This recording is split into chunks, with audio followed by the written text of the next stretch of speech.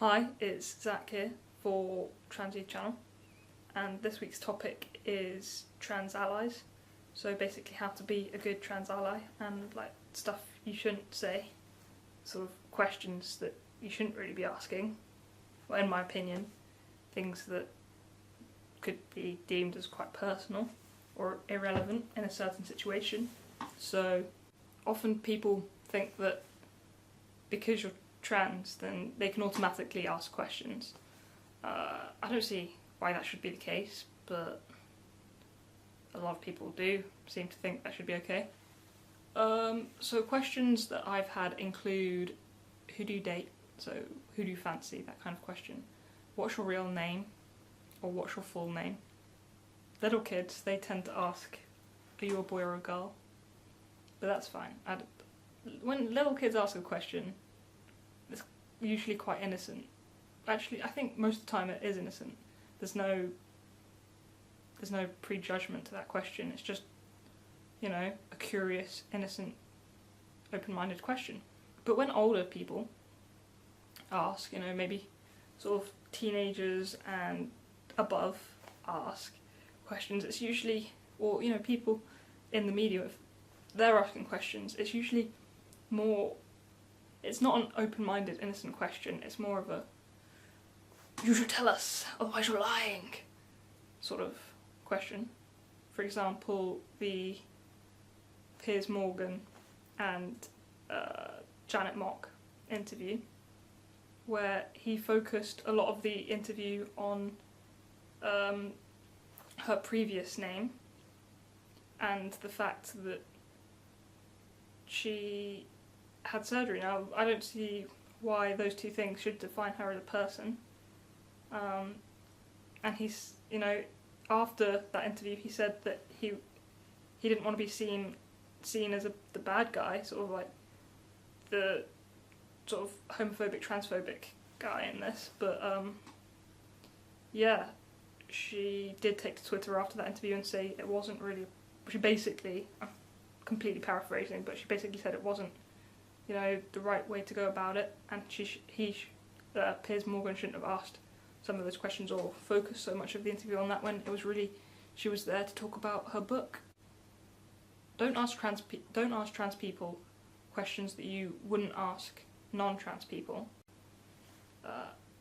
Okay, maybe there are some questions which would possibly be different, but maybe to gain more of an understanding, more to learn, in the same way that a child would ask questions.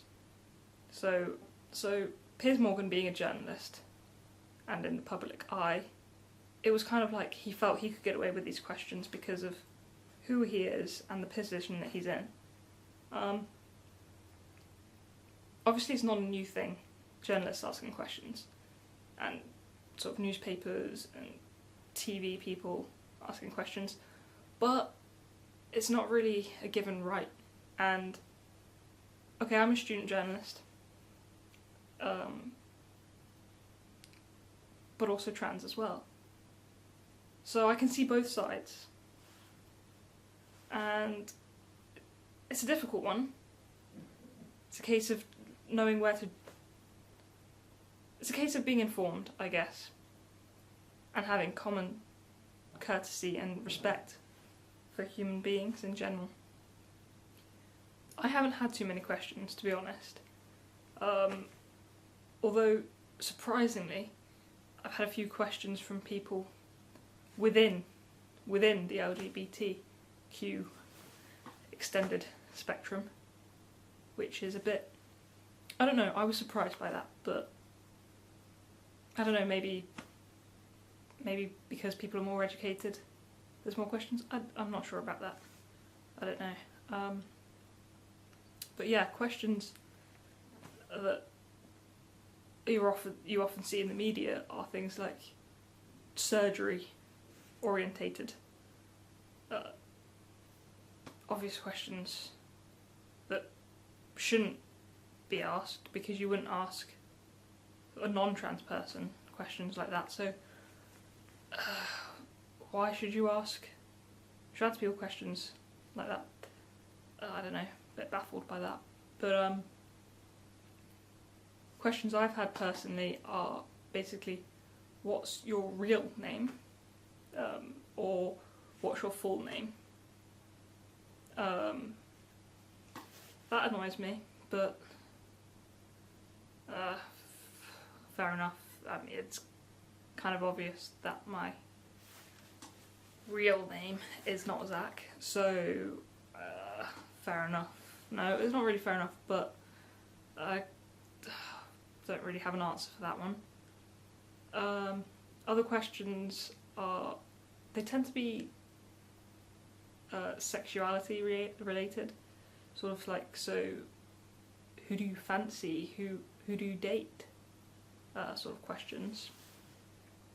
But other than questions that perhaps people shouldn't ask, there are probably some questions that should be asked, and it's not very practical,